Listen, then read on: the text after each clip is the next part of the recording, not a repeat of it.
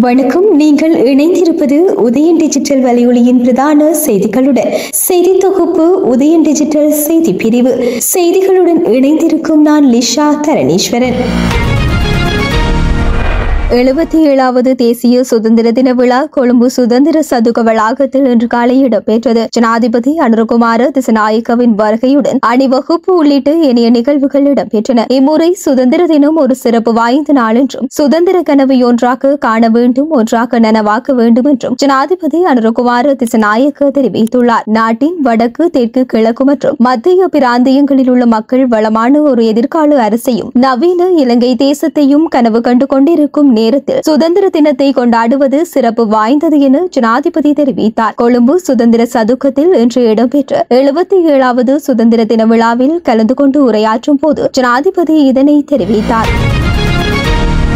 இலங்கையின் 77வது சுதந்திர தின நிகழ்வுகள் இன்று காலை யாழ்ப்பாணம் மாவட்ட செயலகத்தில் இடம்பெற்றது. நிகழ்வின் ஆரம்பத்தில் சோமசுந்தரம் அவென்யூ வீதியில் இருந்து மாணவர்களின் பேண்ட் வாத்தியம் மற்றும் அணிவகுப்பு இடம்பெற்றதை தொடர்ந்து யாழ்ப்பாணம் மாவட்ட செயலாளர் மருதலிங்கம் பிரதீபனால் காலை 8:04 மணிக்கு தேசிய கொடி ஏற்றப்பட்டு தேசிய கீதம் இசைக்கப்பட்டது. நிகழ்வில் இலங்கை ராணுவ அதிகாரிகள், போலீசார், மதகுருமார், மாவட்ட செயலக உத்தியோகத்தர்கள் கலந்து கொண்டிருந்தனர். இதேவேளை கிளிநொச்சி மாவட்ட செயலகத்திலும் நிகழ்வுகள் இடம்பெற்றன. பேண்ட் வாத்திய இசை அணிவகுப்புடன் உத்தியோகத்திற்குள் அழைத்து வரப்பட்டு தேசிய கொடி ஏற்றப்பட்டது. இலங்கையின் 77வது சுதந்திர தினத்திற்கு எதிர்ப்பு தெரிவித்து இன்று யாழ்ப்பாணத்தில் கருப்பு கொடி போராட்டம் முன்னெடுக்கப்பட்டது. இன்று காலை 9:30 மணியளவில் நல்லூரில் அமைந்துள்ள தியாக தீபம் திலேபனின் நினைவு தூபிக்கு முன்பாக பொத்துவில் தொடக்கம் பொலிகண்டி வரையான மக்கள் இயக்கத்தின் ஏற்பாட்டால் இப்போராட்டம் முன்னெடுக்கப்பட்டது. போராட்டத்தில் சிவகுரு ஆதீனத்தில் ஆதீனகுரு முதல்வர் தவத்திருவேலன் சுவாமிகள் உள்ளிட்ட சிலர் கலந்து கொண்டனர்.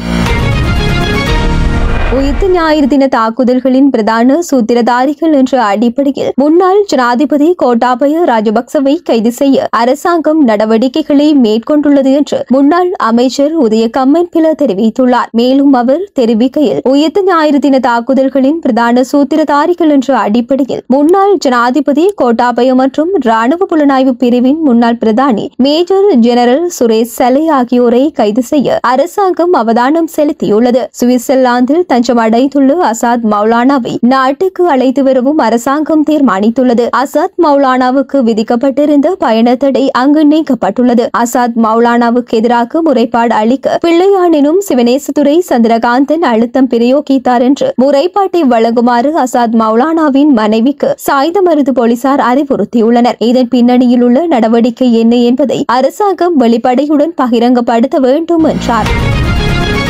நாட்டில் சிறுபான்மையினருக்கு பாதுகாப்பான சூழலை அளிக்க மத்திய அரசு தவறிவிட்டது என கனிமொழி குற்றம் சுமத்தியுள்ளார். நாடாளுமன்றில் நேற்று உரையாற்றிய போதே அவர் இதனை தெரிவித்தார். இது குறித்து மேலும் கருத்து தெரிவிக்கையில், நாட்டில் சிறுபான்மையினருக்கு பாதுகாப்பான சூழலை அளிக்க மத்திய அரசு முற்றிலும் தவறிவிட்டது.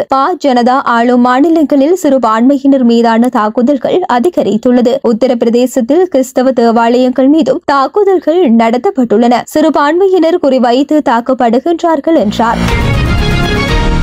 USAID சீர் செய்ய முடியாத நிலையை அடைந்து விட்டது என தெரிவித்துள்ள அமெரிக்க கோடீஸ்வரர் எலான் மஸ்க் கதறி மூடுவதற்கான நடவடிக்கைகளில் ட்ரம்ப் நிர்வாகம் ஈடுபட்டுள்ளதாக தெரிவித்துள்ளார். எக்ஸ் தளத்தில் நேரலை விவாதம் ஒன்றை நடத்தியுள்ள மஸ்க் USAID குறித்து அமெரிக்க ஜனாதிபதியுடன் நீண்ட நேரம் ஆராய்ந்துள்ளதாக தெரிவித்துள்ளார். நாங்கள் அதனை மூட வேண்டும் என்பதை ட்ரம்ப் ஏற்றுக்கொண்டுள்ளார் என மஸ்க் இதன்போது குறிப்பிட்டுள்ளார். USAID என்பது ஒரு புழு அல்ல, ஆப்பிள் இல்லை, பல புழுக்கள் காணப்படும் பொருள் என தெரிவித்துள்ள எலான் மஸ்க், நீங்கள் அதனை முற்றாக இல்லாமல் செய்ய வேண்டும். அது சீர் செய்ய முடியாத நிலையை அடைந்து விட்டது. நாங்கள் USAID-ஐ மூடுகின்றோம் என குறிப்பிட்டுள்ளார். இதேவேளை USAID அமைப்பின் 2 சிரேஷ்ட அதிகாரிகளை ட்ரம்ப் நிர்வாகம் விடுப்பில் அனுப்பியுள்ளமை குறிப்பிடத்தக்கது.